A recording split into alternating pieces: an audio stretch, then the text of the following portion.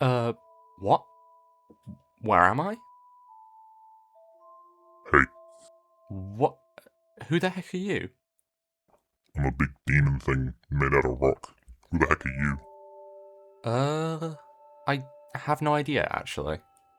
Well, it looks like you're the chief of this village. What? Am I? That doesn't sound right. Yeah, you totally are. And, me and my boys are gonna attack your village. Whoa, whoa, whoa. What? Your boys? Yeah, my boys. Like Worm. Worm? Oh, that worm. I see. Well, I guess it's up to me to defend the village then. Hello everyone, and today we will be getting 100% in Idle Boss Rush.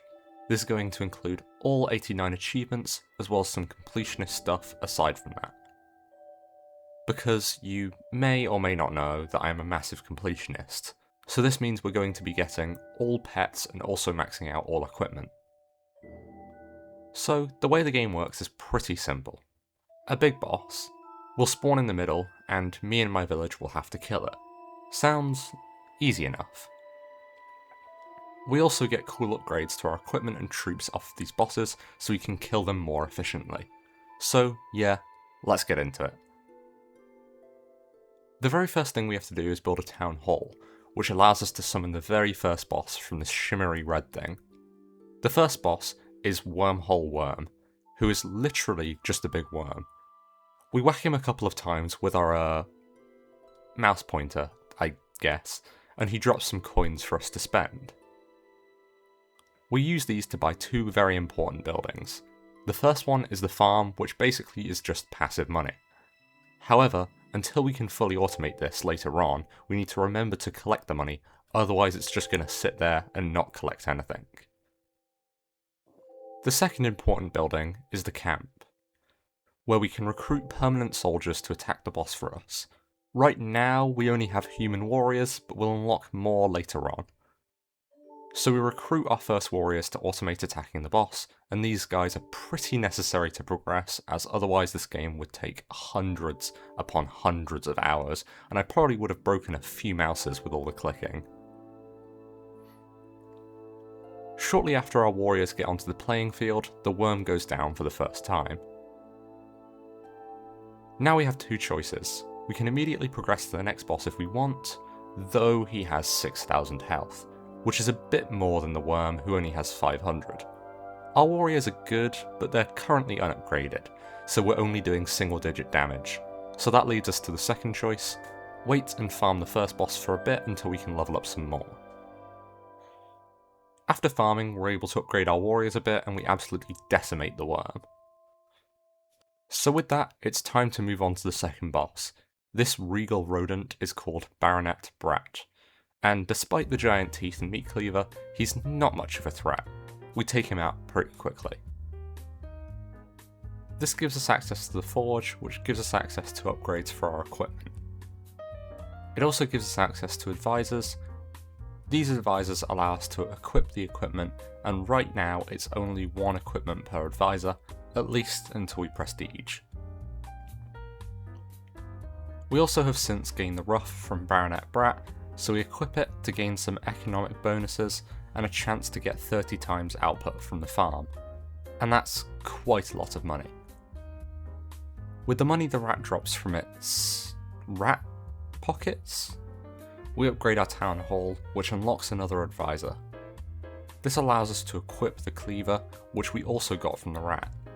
This gives us some very nice increases to our warriors, and as such, higher DPS.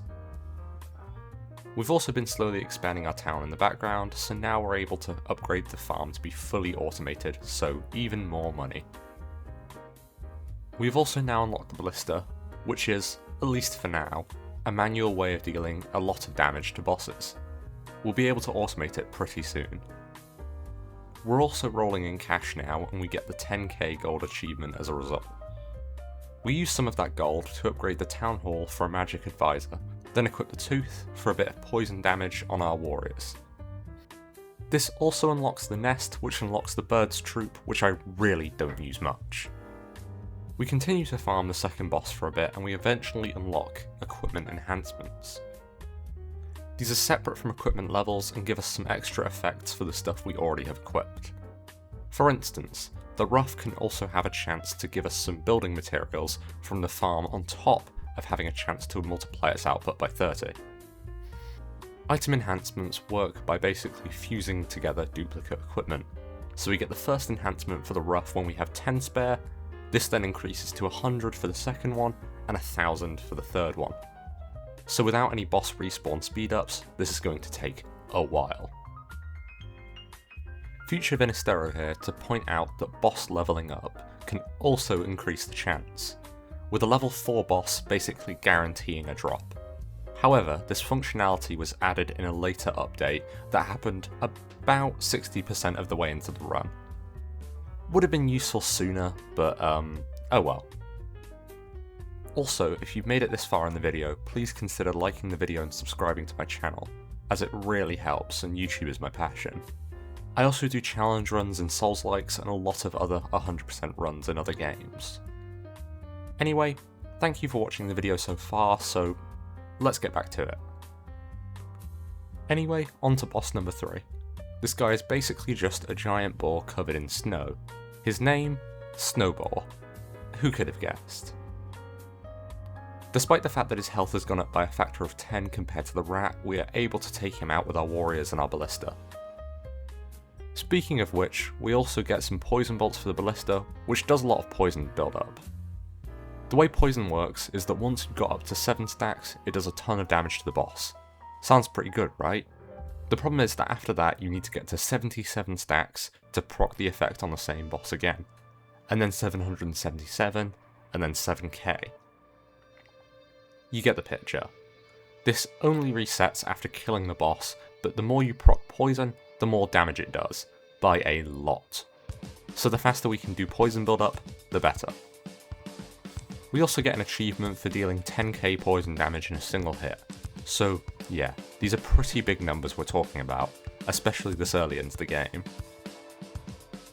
We've been farming the rat for his roughs for some time now, and are finally able to enhance it, which gives us the achievement and the aforementioned chance to gain some extra materials from the farm. At this point, we've probably got enough damage to defeat the next boss, which is called Papa Junk. It's a, papal chandelier spider thing? Let me know in the comments if anyone understands what this boss is supposed to be. Anyway, we're able to defeat it despite it having 600k health, and we upgrade the town hall to get our second type of troop, trolls. Trolls are useful because, outside of equipment, they're the only way to deal frozen damage in the whole game. However, all this status effect does is spawn a little clickable snowflake on the boss, which we can tap to do some extra damage. This isn't extremely useful for us as we're going for more of a passive build, but the trolls are still cool to have. We've also unlocked the arena, which allows us to complete time trials for various rewards, which includes some pretty nice permanent buffs, like reducing farm upgrade costs. Next, I feel pretty confident, so I decide to take on boss number 5, the Crystal Golem. This boss is pretty self-explanatory, as he is literally a giant golem with some crystals on him. He does, however, have about 6 million health, so defeating him takes a while. Eventually, a massive poison proc happens, and that puts him in the ground. At this point, we're pretty close to being able to soft prestige, and we'll have to beat boss number 6 first. This is Hypnothreek, a sorcerer with 3 heads. If you've ever looked at the game on Steam, you'll recognise this boss because it's pretty much on all of the marketing. He's also got a whopping 60 million health, so defeating him takes considerably longer than the last boss. Our one saving grace is that the burn status effect stacks infinitely, so after enough time you can do close to stack cap damage every second.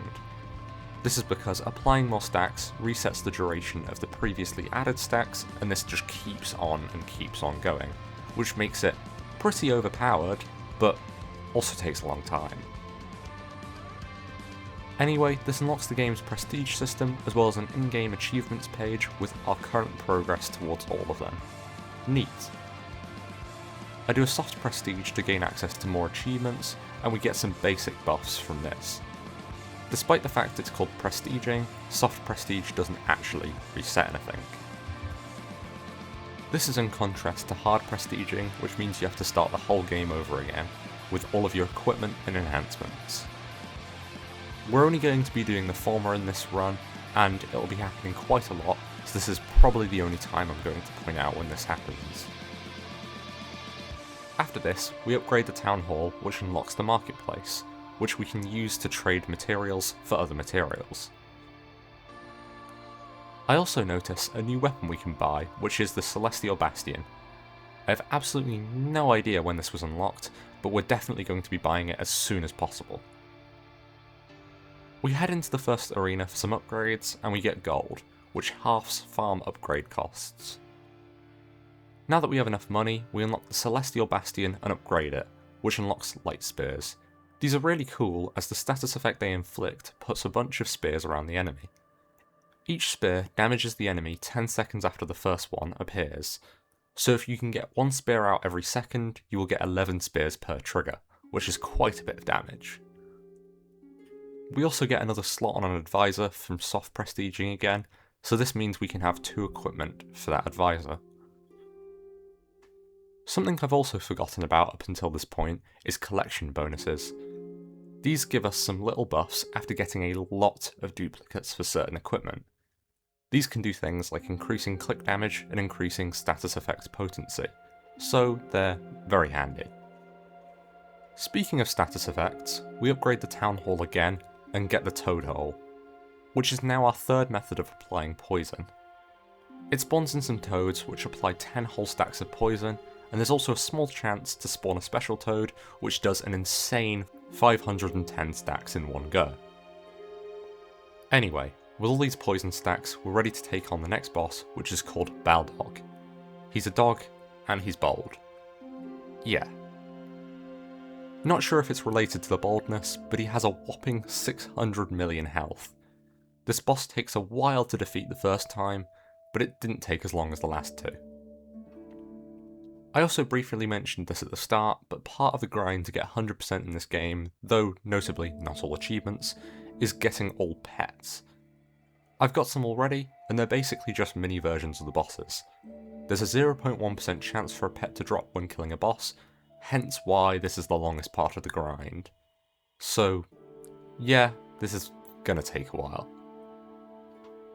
We're about ready for boss number 8, which is Raijin. He's a giant dude made out of electricity, and his name is likely a play on Raijin, the god of lightning and thunder in Japanese mythology. Even though he's got 6 billion health, we're able to take him out. We get another achievement for leveling up a piece of equipment to level 20, and then after a long wait, we get the achievement for 66k burn stacks. The latter took so long because I had to wait ages for the stacks to build without killing the boss. After some more farming bosses, we're now at boss number 9, Toxlic. This guy is basically just a plant with some tongues. Freaky. He's really not that bad despite the health pool, and we beat him for the first time. Shortly after this, we get our first piece of legendary equipment, which we got from merging 1,000 bits of the same duplicate equipment. This is also when the boss levels update came out that I mentioned earlier, which makes the bosses harder and increases drop chances. Anywho, we're ready for boss number 10. At this point I'm skipping over a lot of the farming because honestly, not much really happens and it's kinda boring. So time for Moonsail, who is a giant weather bird thing. He's got 600 billion health, but we've got a ton of damage and poison, so he doesn't stand a chance and we beat him for the first time. We've also got this crystal boulder from the Crystal Golem, which has a really cool effect. Basically, it makes one troll do a really powerful attack that uses up all toxic burn and frost stacks to do a ton of damage. We also buy the Monk Temple, which allows us to manually change the weather, and this may sound like whatever, but certain weather types can buff our status effects. For example, heat buffs light spears and burn, and acid rain buffs poison, and so on. This also allows you to increase the weather-based buffs off of a mana system, So yeah, this is pretty powerful.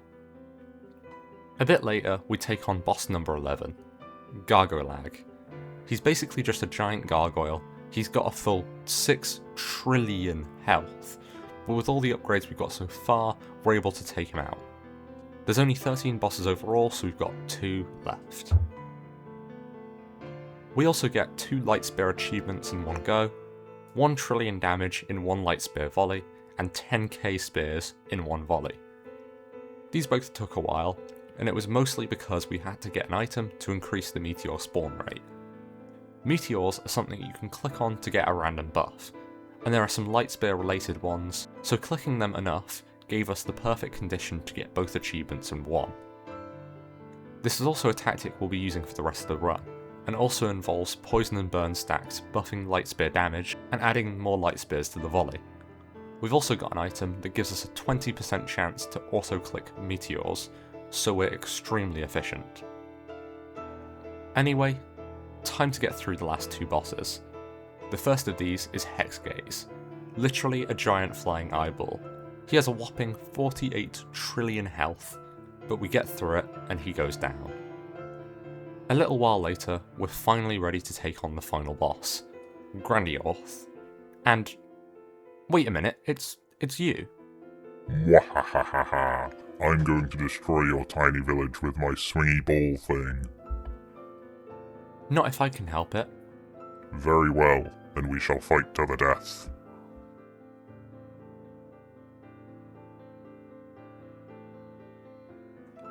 Ah!